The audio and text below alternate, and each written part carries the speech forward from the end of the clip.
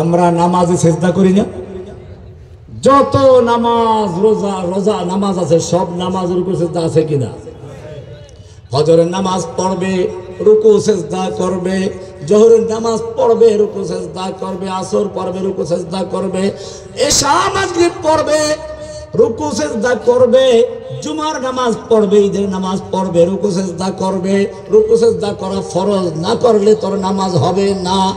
কিন্তু খবরদার খবরদার, নামাজটা যদি জানাজার নামাজ হয় তুই রুকু করতে পারবি না, সেজদাও করতে পারবি না। কারণটা কি?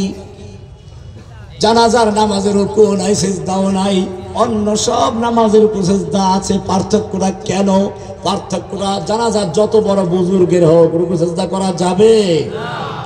জানাজা যদি তোমার সেই বড় পীর আব্দুল কাদের জিলানীর হোক না কেন, রুকু সেজদা করতে পারবি না।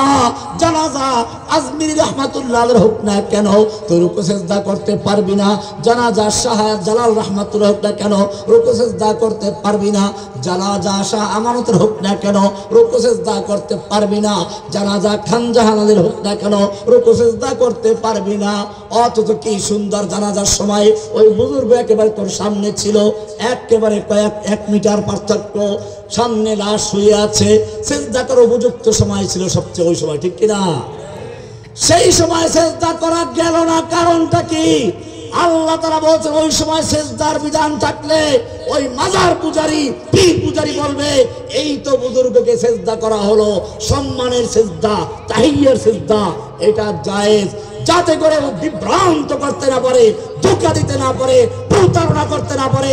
সেজন্য আল্লাহ রাব্বুল আলামিন জানাজার নামাজের থেকে নিজের পাওনা রুকু সেজদা পর্যন্ত বাতিল করে দিয়েছে। লাশটা যখন তোমার সামনে থেকে কবরে চলে গেল, মাঝখানে পর্দা পড়ে গেল, হোগলা আসলো, মাটি আসলো, বাঁশ আসলো, এরপরে তোমাকে কোন বিবেক কবরে সেজদা করার পারমিশন দিল? কবরে সেজদা করা জায়েজ না হারাম? কবরে চাদর দেওয়া জায়েজ না হারাম? কবরে টাকা পয়সা দেওয়া জায়েজ না হারাম?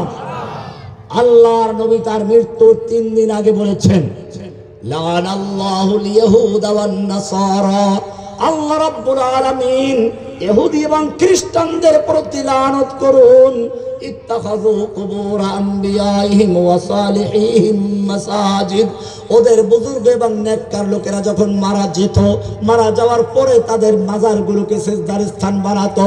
লা তাজালু কবরি ওয়াসানান ইউবাদ, ও আমার উম্মতরা খবরদার খবরদার, আমার মৃত্যুর পরে তোমরা আমার কবরটাকে মাজার বানাবে না, সিজদার স্থান বানাবে না, টাকা পয়সা দেওয়ার স্থান বানাবে না, প্রার্থনার স্থান বানাবে না। বানাচ্ছে পারছে কোনো? আমি আপনাদেরকে বলতে চাই, আল্লাহর নবীর কবরটা সংরক্ষণ করার প্রয়োজন ছিল, সেজন্য আটকে দেওয়া হয়েছে। এছাড়া মক্কায় জান্নাতুল মুআল্লা নামক কবরস্থান আছে, যেখানে আল্লাহ নবীর প্রথমা স্ত্রী খাদিজা শুয়ে আছেন, জান্নাতের সুসংবাদ প্রাপ্ত মহিলা। আবার মদিনায় চলে যান, উহুদ পাহাড় প্রান্তে সমস্ত শহীদদের সরদার হামজা রাদিয়াল্লাহু তাআলা শুয়ে আছেন। মসজিদে নববীর থেকে সামনে গেলে দেখবেন জান্নাতুল বাকি কবরস্থান রয়েছে, হাজার হাজার সাহাবায়ে কেরামদের কবর রয়েছে, ওসমানের কবর পর্যন্ত রয়েছে। কোন চাদর আছে? কোন টাকা পয়সা আছে? পাকা বিল্ডিং আছে? আমি জিজ্ঞেস করতে চাই, কবরে যদি চাদর দেওয়া কোনো ভালো কাজ হতো, আল্লাহর নবীর সাহাবীদের কবরে, আল্লাহর নবীর স্ত্রীদের কবরে চাদর দেওয়ার মতো লোকের কি অভাব ছিল? শুধু চাদর নয়, সুতার চাদর নয়, মানুষ তার চামড়া ছিঁড়ে তা দিয়ে চাদর বানিয়ে, অথবা তার কলিজা ছিঁড়ে তা দিয়ে সুতা বানিয়ে চাদর দেওয়ার মতো লক্ষ লক্ষ মুসলমান দুনিয়াতে আছে, ঠিক কিনা? কিন্তু আজ পর্যন্ত সেখানে কোনো চাদর চড়ানো যায় আছে? আল্লাহর নবীর সাহাবীদের কবরে যদি চাদর না থাকে, আল্লাহর নবীর সাহাবীদের কবরে যদি টাকা পয়সা না থাকে, মান্নত করা না হয়, তাহলে বুঝতে হবে দুনিয়ার কোনো ওলি বুজুর্গের কবরে চাদর দেওয়া যাবে না, সিজদা করা যাবে না, টাকা পয়সা দেওয়া যাবে না, মান্নত করা যাবে না। কোনো ওলির নামে মান্নত করা হারাম। মান্নত হবে কার নামে? পশু জবাই কার নামে? দোয়া প্রার্থনা কার নামে?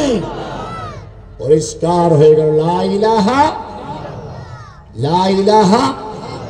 এইবারে এতক্ষণ বললাম গরিবের শিরক, গরিবরা এই কাজগুলো করে।